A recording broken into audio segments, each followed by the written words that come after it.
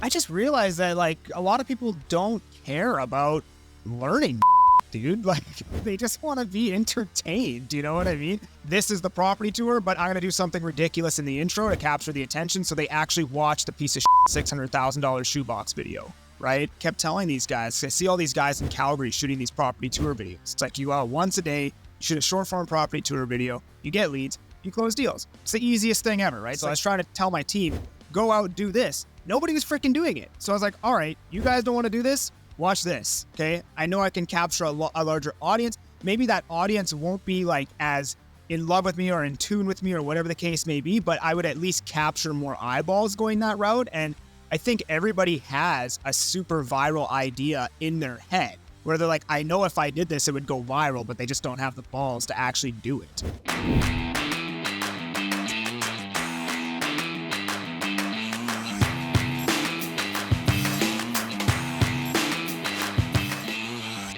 You are listening to the number one real estate podcast in the world. We talk with real estate professionals all across North America, but their wins, losses, lessons, and stories help you win in your local market today. My name is Cody from Sheridan Street. I'm joined with Vikram Deol of the Real Estate Sales Academy. What's good in the hood, Mr. Vikram Deol? I love your backdrop. For those that aren't listening on YouTube and are listening on iTunes or Spotify and driving, you should go over to YouTube and you should check out Vikram's backdrop. I think it's making me want more flowers. It's making me want more plants in my house. There's only 90 plants back there. No big deal. It's only, it's 6 feet. So actually, the funny thing about this space that I'm in is that this is actually this would have been the primary, we can't use the word master anymore, but I'm in Colombia, so I can do whatever I want. So this would have been the master bedroom. It's upstairs. It's like really big, but they turned it into a movie theater. So this was like dead space. And this dead space, when I saw it, I'm like, oh my God. One of the things that I think one of the things that make great agents great, and this is something we've not really spoken about, maybe we could talk about this on our next solo episode, is some people have that creative eye, right? You got some random dude walking in your background. That's funny. Today is I was telling Conor, our guest prior to, I'm like, today is such a crazy day. I got the AC guy here fixing the AC. I got the cleaner here. I got Andrea out side. It's it's going to be super hard to focus on this podcast, but it is what it is. We're here. You got Julie there? Yeah, I got Julie here. Yeah, she's not at my house. You got my cleaner. You got my cleaner on my routine at your house. That's foul, bro. That's foul. Wow. That's something. Yeah. So I actually just interviewed, we were starting a few minutes late, but I just interviewed a gal that's really cool. And she used to run a staging and for staging. And I said, when I was in real estate, I wouldn't let just any random person come into my homes for staging. And she's like, oh my God. Yeah. Our top clients were really nitpicky. And I'm like, everything has to be done a certain way. And it has to be done I don't know if I've ever shared this with you. I said, God made me blind so that I could see. And when I walked into this space, I was like, oh my God, I'm going to paint the walls black. I'm going to get some cool lighting because it's got 4 can lights. And I'm going to put a wall of plants behind me. And I'm going to get some big floodlights and it's going to be super sick. And it's going to be what I like, right? And I know that our guest, he just built out some stuff. I follow his stuff. He just built out his backdrop, which is really sick. What you got going on in your background is really sick too, Cody. Because where your old desk used to be and now where you're currently working, there's little things that we do as agents, which I think are so crucial and so important. And that's why today's episode is going to be really cool because our guest has crushed a market that he has no... I don't know his true background, but I would not have expected that's the niche he went for, and he's crushing it. But yeah, man, I appreciate the love on the background. I think that having that discerning eye, right? If you guys want to get into the luxury market, having that discerning eye, because it's not the big things that we tweak that make a buyer fall in love emotionally with the house. It's the little things that we don't even think about, right? The average everyday agent doesn't even think about those little things. And when you tweak those little things, bro, it kills the game. 100%. You're Thanks not for having me on on, to by the talk way. yet. We Appreciate haven't it. In the introduced you. background. Like, it's Cody's turn to talk. we haven't even said your Oh, name shit. yet. Like, who brought this guy in, Cody? My in all technicality, we have already kind of introduced him. But Vikram, No, trust me, you guys, I'm actually super pumped because, like I said, like, I would have expected that our guest, when I saw his social media, I actually heard it before I saw it. And I'm like, man, this guy's got like a really funky Canadian white boy accent. And he goes by that Agent Kelly. You go by that Agent Kelly. Yeah, he goes by that Agent Kelly on social. But what I love about him, and I'm not going to steal his thunder, is the niche that he's gotten into. But before we talk about the niche, bro, hey, first off, do you go by Kelly or Conor? I didn't even know your first name was Conor. Yeah, either or is fine. People call me Kelly. I People call me you Conor. Kelly, Doesn't matter. bro. That's all I know you by is that Agent Kelly. First off, dude, super excited to have you on this podcast today. Welcome to the RE Agent Podcast, the #1 real estate podcast in the world.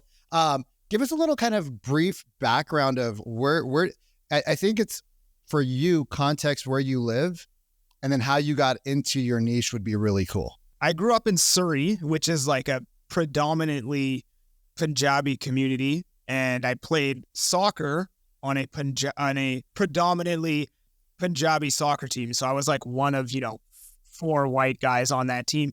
The coach was Punjabi. He would speak Punjabi all the time. So I had to learn a whole bunch of, like, he would like literally just like Jackade but kick it lumbi but what it would always be like half English, half Punjabi. So I learned a lot of Punjabi at like a pretty young age, just playing soccer. Sense. Right?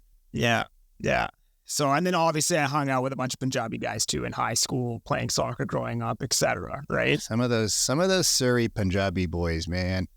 My ex-wife is from I there. wouldn't say She's that. from Delta.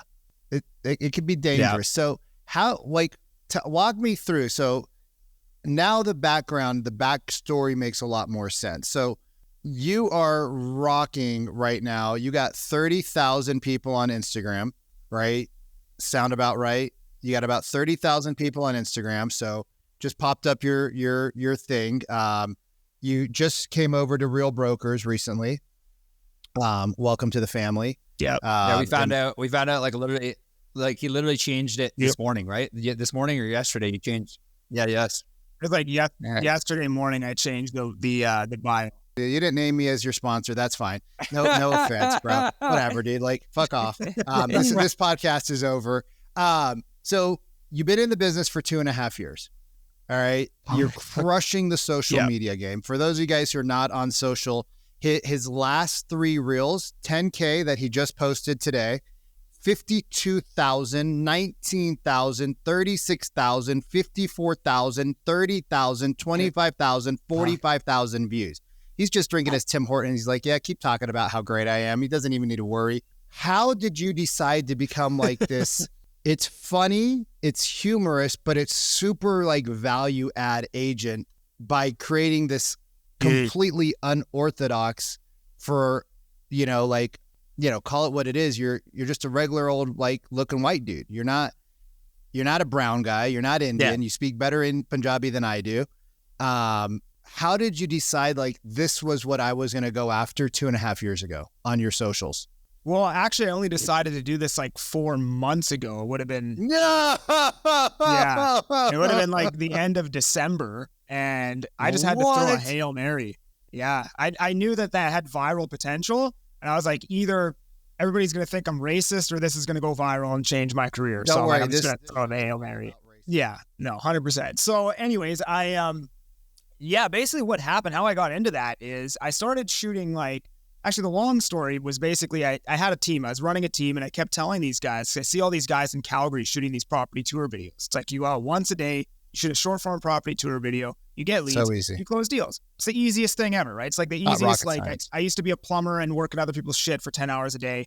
This is you shoot one property tour video a day and you probably make 6 figures plus, right? So I was trying to tell my team, go out, do this. Nobody was freaking doing it. So I was like, all right, you guys don't want to do this? watch this. Okay. So wait, I went out. I'm sorry, were you running a team or I was running, like, it was my team. Okay, so you still have the team or did you just disband Like joined them? forces with another team. Oh, Yeah, or okay, we like cool. amalgamated into one big team. Cool. Okay. Yeah. So you were telling them what to do and they weren't doing it. So you're like, let me just show you how it's done, basically baby. they're like, oh, I don't know how to edit. I don't know how to do this. I'm like, I don't know how to do any of that shit either. Right. Watch Get it, this. I'm Cody. going to go shoot these videos now. Right. So I went out there, shot the videos, and then within 6 videos, I figured out how to shoot them the proper way. And then, there's a guy in Calgary, Tyler Hasman. He kind of like pioneered these videos. He does really, really well with them. And it was really pissing me off because he was getting like stupid amounts of views, and I was doing the same thing over in BC and So getting like interesting. 2,000 views. And then I Which figured, isn't horrible, but it's not like what you're doing now. I mean, like, if we go back a couple of months ago, because I thought you had been doing this for years. I literally just found you somehow in like December, right when you started doing this stuff. yeah. And so your previous reels weren't horrible, but it's like they're kind of the more standard. It doesn't cash flow, inflation, prices are going up, housing shortage. And they were doing some numbers, but nothing crazy like what they're doing now. Yeah, like they worked. I did a lot of business just from shooting videos like that too. Yeah. But I didn't like have 2,000, you're getting like 96 likes, 20 comments. I mean, that's good engagement for a new guy. Yeah. So it was pretty super good engagement. Yeah, I mean, basically, it just got to the point where I was like, hey, what's the difference between this guy and me? And the differentiating factor was Calgary has 500K mansions. I have $600,000 shoe boxes, 1-beds that nobody cares about, right? So I was like, I'm going to take the focus off the property and put the focus on me and just use the property tour as the excuse to shoot the video.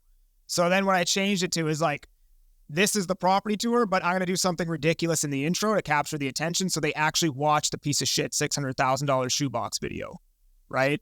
And then that's when everything changed. I think it's a little bit of like the honesty too, where like you're saying like, well, Calgary has these $500,000 mansions, and the median value for a property in Calgary, what you can get in Calgary is like crazy in comparison to what you get in anywhere in BC. But I guess can you walk the listeners through, and the agents that are out there, can you walk them through kind of like what you said at one point you threw a Hail Mary? This is probably the one that caught me, even though I don't know how to say 1,500 square feet. Let's go check it out. I told you I had something special for you guys. Well, this 10-bedroom, 10-washroom townhome right here in Chilliwack is just 5 years old. It's listed under $600,000 if you can believe that. Double car garage, Can you guys over hear it? 1,500 square feet. And get this, if you rented this thing out today, Double you would be car nearly cash flow neutral, which is absolutely super basic. insane at 6.5% interest rates. Could you? So this one isn't as much as that one's not the one that I wanted. Let me go find a better one. I just see Cody. I got 500, another listing in Surrey. Yes, Podgy, 1 bed, 1 bath, assignment in the Victor. We're only at So you're bouncing in 444,000, between built by English and ML Punjabi, Emporium. and you're hilarious. So and your clientele is obviously like in that neighborhood where you're located, it's predominantly Indians. So okay, go back to your question, Cody. Well, no, like you throw out a Hail Mary, I guess like you took a risk because like you said at the very beginning, like, this could be seen as like kind of a little bit racist, but like you took a risk. I guess like what sparked that risk? Like where did that marketing tactic come from for you? Like where you said, okay, I'm doing all this standard shit that everyone's doing. I'm going to take a risk and I'm going to try to add maybe a little bit of humor. I'm going to add a little bit of like just fun to my videos. Like, how did you kind of like go from like serious to like humor? Like, where did that bridge, and how did you get over maybe the fear in your mind? I just realized that like a lot of people don't care about learning shit, dude. Like they just want to be entertained. You know what I mean? At the end of the day. So I was like, you know what? I'm gonna try to switch kind of to this entertainment thing. I know I can capture a larger audience. Maybe that audience won't be like as in love with me or in tune with me or whatever the case may be, but I would at least capture more eyeballs going that route. And I think everybody has a super viral idea in their head. where they're like, I know if I did this, it would go viral, but they just don't have the balls to actually do it. Right. And so I was like, so I'm just going to. I know your marketplace because my ex-wife, like I said, my ex-wife's from there. They own a bunch of property there. They've done very well in real estate. Her grandparents have done really well. They probably have a dozen or two. I wish I could refer them over to you, but I'd love that commission. I'd love to pay for the car and the house that I gave her during the divorce, but I think we're gonna let that one slide. So funny watching this guy walk behind Cody. Yeah, so distracting. When you started posting this content, I love you, Cody. It is what it is. I threw it out at the very beginning of the episode that Julie is here. She's cooking. It's good. That's why I come out of the closet when I leave my office. This is what it is. So when you started posting this content, right? Because like you're dealing with for those who don't know your market, it's a very not everybody there is super successful, but it's a very successful niche of people. Like they've prided themselves on multi-generational families. They have apartments inside of their homes. They've been frugal. Like even grandpa still works in the mills. Like it's 70 years old. Like they don't have to, but that's just the mindset of the immigrant is that, we have to continue to work. And a lot of them have a lot of dough. And so like when this white guy shows up, right, and he starts speaking in Punjabi, he starts having some fun. Like a lot of your videos now are getting a little bit more they're getting a little bit more edited, but a lot of your previous videos, it's just like you walking with it looks literally like you walking with a selfie stick, and then you flip the camera around, you do a tour of the house, you're doing a voiceover, and then you're popping it out. I mean, it doesn't look like, like I said, now some of your content's getting a little bit more sexy and creative with your flow, but it looks like a lot of the stuff that started popping for you wasn't super, edited. It was super just, hey, I just got to figure this out, get some stuff out there, and then, we'll figure it out from there. Is that correct? Yeah, I didn't use an editor, a videographer. I always had a videographer just because it was with the team that I was on, but all my best performing content is usually shot raw. Now a lot of my content that goes viral, it just makes it easier for you, just because you don't need the videographer at all to go viral or whatever, build a brand. It makes it easier for me because I like to set up the camera guy a certain way where I'm most comfortable, and then that kind of thing, right? Certain angles to capture the property, now you can run around, you can walk a little bit easier, you can do your flow. But the previous videos, you could tell it was super raw. So you're doing these raw videos, you're connecting with a super niche market. What did the audience say to you? Did you get negativity? Did you get backlash? Or were people holy crap, dude, this dude's kind of cool? What was the initial response 6 months ago when you started doing this content? Pretty much zero. I think that's a negative. big fear that people have. Yeah, I mean, I got zero negative backlash for it. Zero. Pretty much none. You go look at all my comments, they're all positive, which is bro, I don't. crazy. Who's got time to look at all your content, comments? Some of them have hundreds. That's ridiculous. I got a life here, bro. I feel you. I don't have any friends, but I have a life. Yeah, regardless though, it was received really well, a lot better than I thought it would be. I was bracing myself for, the typical comments that I want to take a second there because a lot of times, a lot of people, right? And I'm a big fan of doing social. Our content is kind of boring, I think. Some of the stuff's a little bit more fun, a little bit more racy, but a lot of my content's kind of just more education based because that's the world I live in. You rarely get hate. And for the hundreds of comments of love, you might get a couple of percentage points of hate. How many people have reached out to you in your DMs, right? And a lot of us are fearful to do things that are racy, but you took a risk on yourself. You said you've had a lot of success prior. How much has your business picked up? Well, first off, has your business picked up in the last 4.5 months? Because this is actually a new thing you're doing. So has your business picked up in the last 4.5 months? A lot of listings right now. It's unfortunate that the market is starting to turn and it's very, very slow right now, but I'm holding, 22, 23, 24 listings when before I would hold 2, maybe 3. So what's it? 2 to 10, 2 to 20 is 10, what? I don't know what 10x, 100x, 10x. Yeah, basically 10x. Yeah, it's unfortunate none of them are selling, but I'm holding them. So having opportunities is better than not having opportunities, right? Like, so, you'll get some price reductions, the things will switch around, whatever happens. You also like, just joined you can't Reels, and now control you the have a market. listing presentation. So you're you're in a good, you're in a good spot. Like people would dream, would dream about holding 2 listings at a time, let alone 22 listings. Like it's how much it's a massive number. How much of that would you say it's all in relation to the social media content, or would you say like it's been a spiral of like where it's like maybe you pick up 5 to 10 listings and the rest are coming from the referrals from the social media? Like walk us through, because I think people have a hard time understanding the context of like how social media ultimately allows us to connect with people we don't know, who can then connect us with people we don't know. Like, has it been like a spiral of like, hey, you got to check out this person. I saw him online. He could potentially sell your home. And then you're getting connections on the back end. Or are they all coming from social media? Yeah, like pretty much all my business comes from social media. But yeah, like you said, there's people behind the screen saying, hey, you should check this guy out. And then they follow me. And then later on, they end up doing business with me because somebody else showed them my content. So yeah, that does happen. And I guess you could call it from. Like, where are the DMs or the messages coming from? Like, is there a channel that because you're on TikTok, you said you're not quite on Facebook, you're not on LinkedIn, but you're on TikTok, you have a podcast, you're on YouTube. Like, where is the traffic coming from primarily? Like, and are you tracking where that is all coming from on the back end? Like, what's your number one top producing social channel when it comes to business?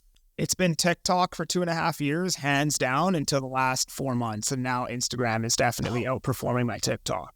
Yeah. I want to switch gears here a little bit. So my takeaway for you agents out there in the world, it's super simple, right? Here comes Coach Vic, fucking Coach Vic. God damn it, making us do stuff. Take a risk. Let your personality shine.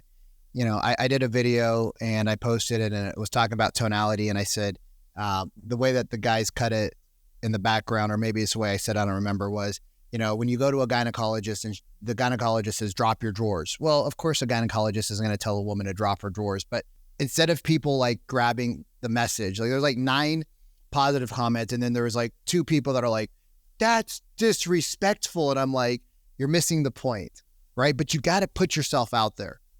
Put yourself out there. Do the things that make you uncomfortable. There's going to be people in life that love you, and there's going to be people in life that don't love you, right? We're not rated E for everyone. We're rated N for niche. And when you figure out your niche, life becomes a lot easier because you realize that the people that don't like you, no matter what you said, they're not going to like you. They're just not going to like you. And you know what the great thing is if they comment, it just pushes you up more to the people that will like you. And if they don't comment or don't watch or don't anything, it doesn't matter because you're only building content for the people you love. But I want to switch gears because I had a person that I was working with.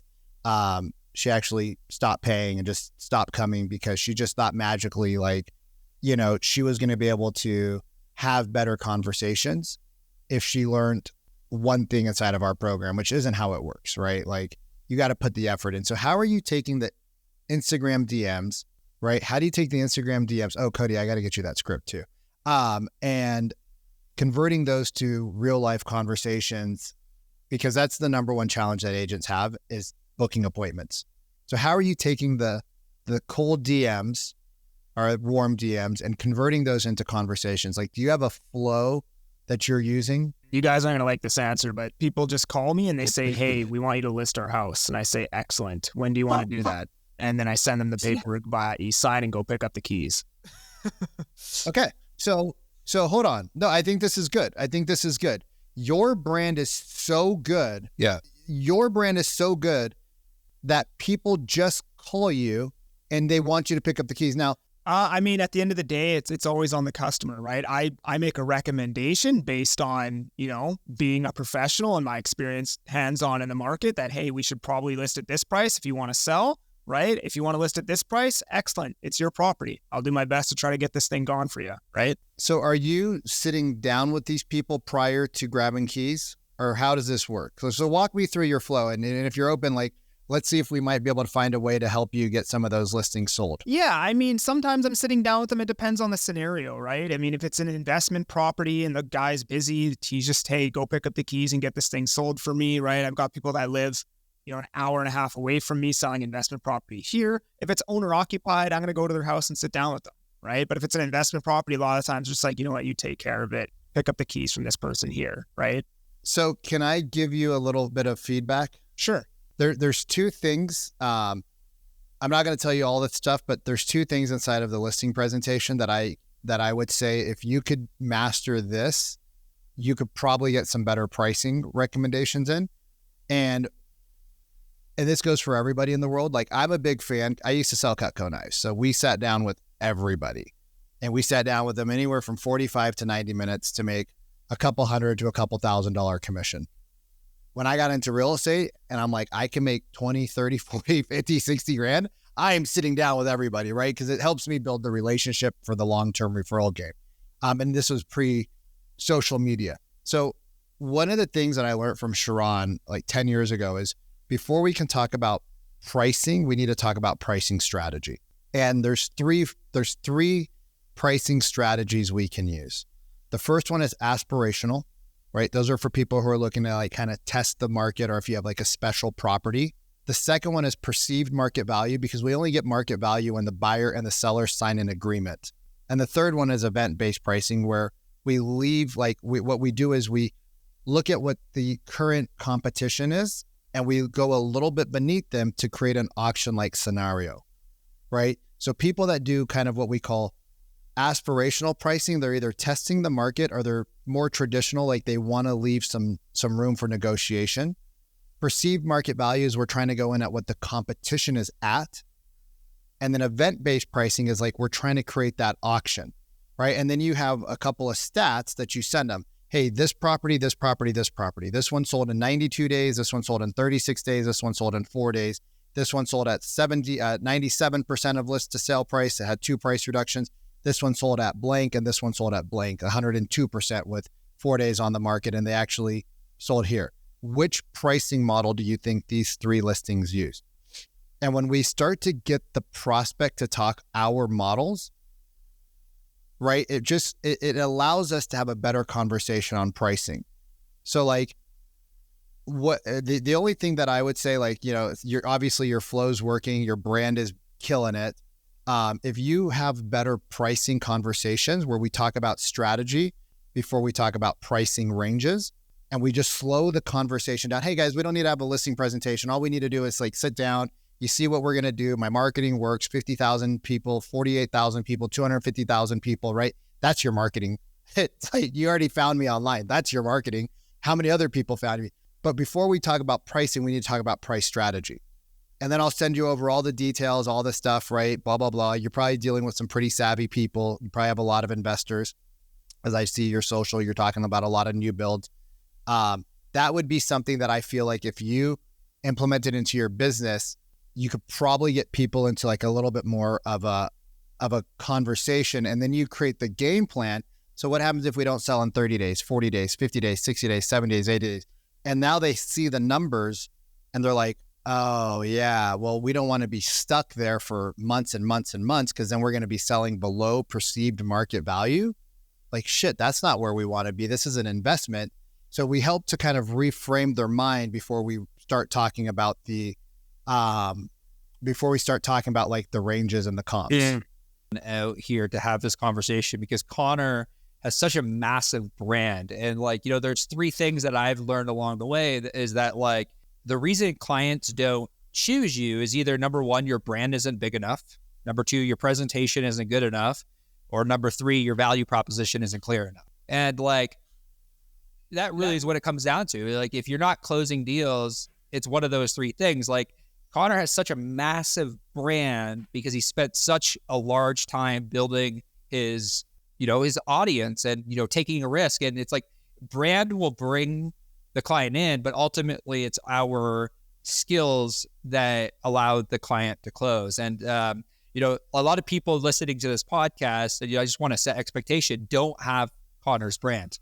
Like they don't have Conor's brand. Like, so kind of, I guess, like when we're talking about brand and we're looking at brand, like, are you engaging with your community? Like, how are you building relationships with the people that are like, are you commenting on posts? Like I haven't like, I originally found you on TikTok. That's where I literally remember it was so funny. I saw you a TikTok and you were doing like kind of a white screen TikTok before white screen TikToks were like really big, or sorry, green screen TikToks. Like, do you find you're engaging with people, and that's like where the trust, like where, like there has to be somewhere where the trust is being built. Like, where do you feel like for somebody to call you, pick up a phone and call you and say, hey, come list my property, there's something you're doing. And I'm trying to extract what you're doing in order to get them to trust you that much. Because like for somebody to call you and say, hey, can you come list my property? That's some serious, like there's some serious trust that's built online there. Like, what do you think? Where do you think that trust comes from? I'm just honest, man, whether it benefits me or not. I just say, whatever the market's doing, I keep people updated on the market. In regards to comments and stuff like that, I've pretty much only up until like very recently, I've responded to every single comment on every single post for the last like 2.5 years. It's only been in the last 3 months that now it's getting very difficult to continue doing that. But I've always done that for the last, pretty much since day one. Every single comment got a reply from me. And now I have relationships with people that started, 2.5 years ago that are emailing me now that finally want to buy, or whatever the case may be. But yeah, I mean, it's just being honest, right? And not letting your, the fact that you want to make money get in the way of what you actually think about something. It's attachment from the sale, it's detachment from the outcome. And I think that, can you dive in with us? Like, did you always have that? Because you came from a plumbing background, you came from like you came from hard work. Like where did the honesty come in? Because I think a lot of people are scared to be honest about the market, or they're scared to be honest about, a home that isn't selling, or they're scared to be honest about a neighborhood because they're like, hey, we don't want to be perceived that way. Ultimately we know that that's what's built. Exactly. Ultimately we know that is what builds trust, especially in the online space. But I'm guessing that wasn't always the case for you, or maybe it was, but how did you get over that fear of being honest, or was it always there? It was tough, man. I mean, in the beginning, you get a lot of hate for saying stuff. I mean, I've been the most hated man in Vancouver for 2 weeks at one time for a video that I put out. And it was like, you put out? Something along the words of like, if you can't afford to buy a home in Vancouver, it's your fault. It was like something like right? Along the lines of that. And I used to put out videos like that in the very beginning, right? You pissed off a lot of people with that one. I got hated for like, so many people stitched that, and there was so much virality around that video for a while. I thought I was going to end up on the news for that one. But what was the positive? Like, let's flip the script a little bit though. What was the positive that came from all that? Thousands of followers. All that traction. Yeah, how many followers? So a lot of people, which you guys, it goes back to like what we were talking about at the beginning. Pick your niche, pick the people you want to work with. The people that are like hardworking, right? Your clientele, I know your clientele, super fucking hardworking human beings, right? They are up early, they are up late, they are working, they're talking about money, right? Multiple generations in one family house, instead of like them taking the, like in where you live, you guys have basement suites. Instead of giving like the basement suite to one of the kids, and them having a private space, the kid lives upstairs, contributes to the household income. You have rental income paying off the mortgage, right? Like instead of those people going out and doing what a lot of like Western culture families do, they kept the inner workings of the multi-generational family to build wealth, and they work really hard. Not all of the people, like not all the kids work hard nowadays because their parents have money, but those older generations that are like, they probably loved what you had to say, or they're like, this dude fucking gets it. Like, oh my God, he gets it. While the people that can't afford it, which isn't really your clientele anyways, they're like, what an asshole. And you're like, yeah, I'm just speaking the truth. So like you called Sharon calls it a dog whistle, right? I don't know what they call it in other places, but you called out your demographic, maybe without even understanding you were calling them out. At the end of the day, if you don't agree with that video, then you're probably not my client. So, and you work really hard because you came from the plumbing world. So you came from a place where like, it's not 100%, glamorous. So we do have to wrap up here, Vic. We're running up on time.